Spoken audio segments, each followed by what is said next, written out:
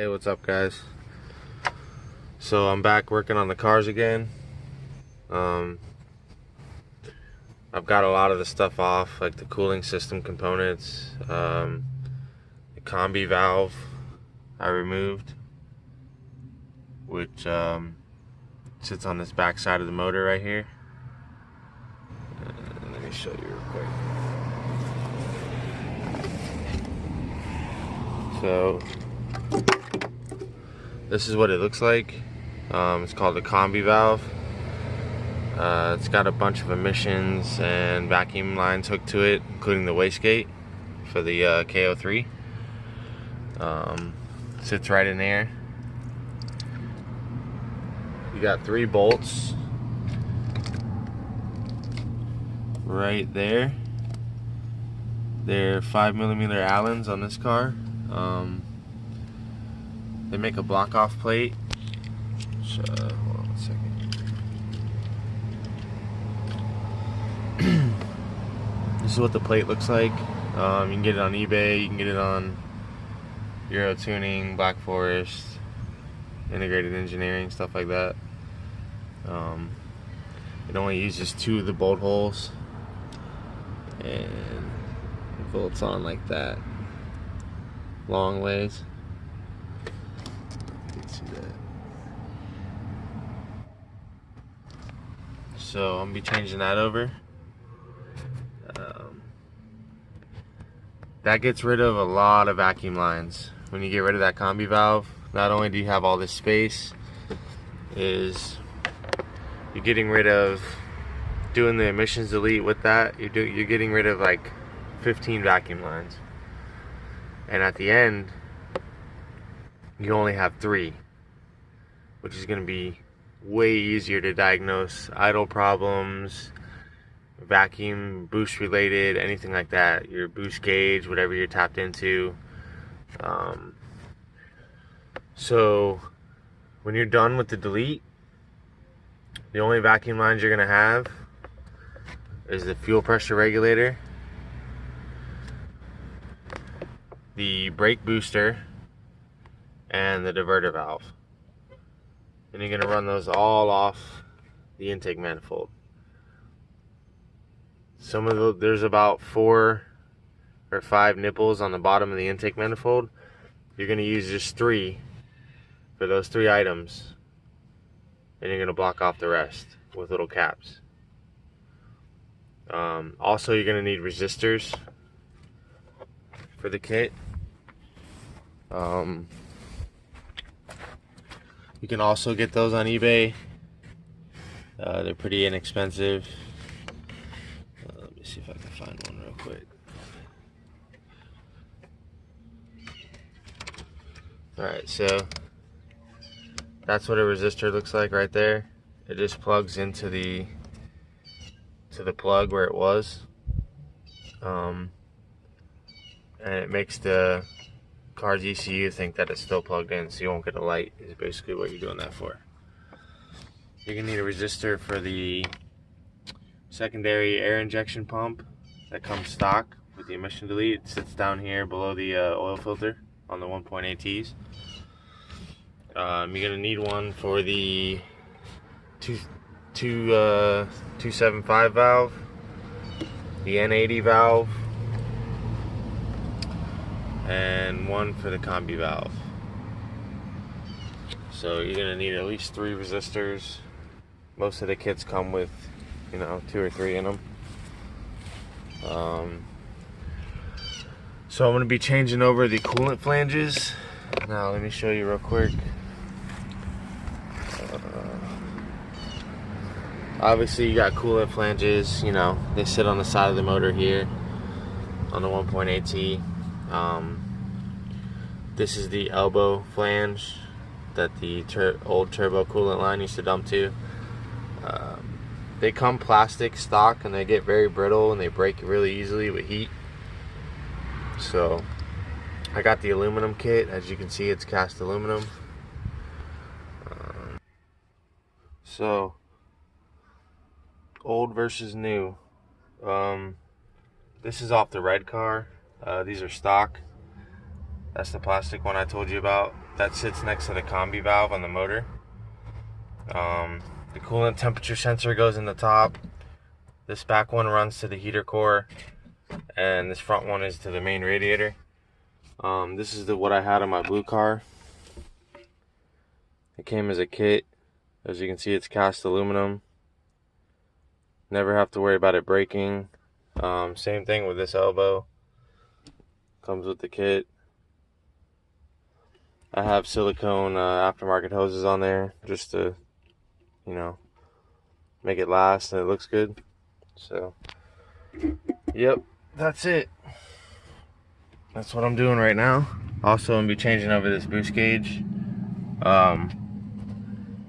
This is a just pod column.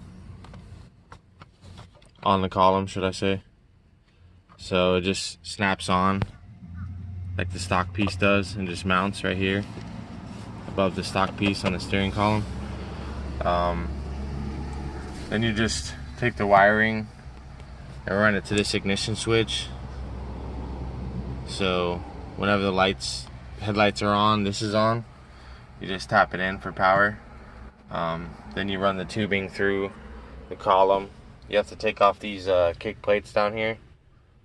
Usually like T25, T30 torque bits, so get yourself a torque set. You run it through. There's a hole in the firewall down here. You probably can't see it. Yeah, so there's a little rubber grommet with a hole where the wires for some of the harness are going through. You can just take the tube and loop it through that and pull it out the other side. I'll show you.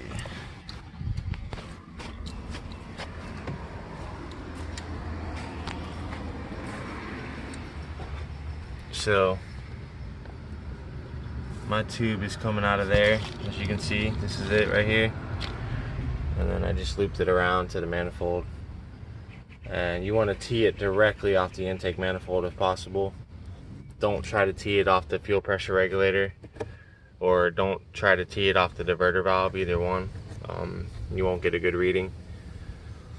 Directly off the manifold, there's small nipples on this side of the intake manifold on the bottom. That's where you want to plug the fuel pressure regulator in, and the boost gauge, and the diverter valve. The brake booster can go on the top side, sticking out directly out of the intake manifold. There's a little, there's a bigger nipple that you can fit the bigger hose on. That's definitely what you want to do. With the other car, if you're going big turbo, I would definitely suggest deleting the heater core if possible, if it's not going to be a daily. All you have to do is just loop these two lines right here together, and then leave the other ones open. Bumper will be coming off soon. I'll make a video on that. Getting the intercooler out of there, showing you switching the bumper support, how I drilled it, what you gotta shave to fit the basic size front mount in there in the Mk4. I'm just gonna be working on this today. Getting the intake manifold stuff done, getting the turbo off the rest of the way. I still gotta get the charge pipe off and the stock Halo 3.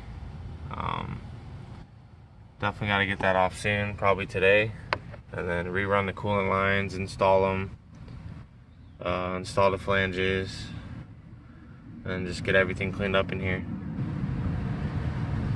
Well, if you're gonna do the delete, I hope that helps.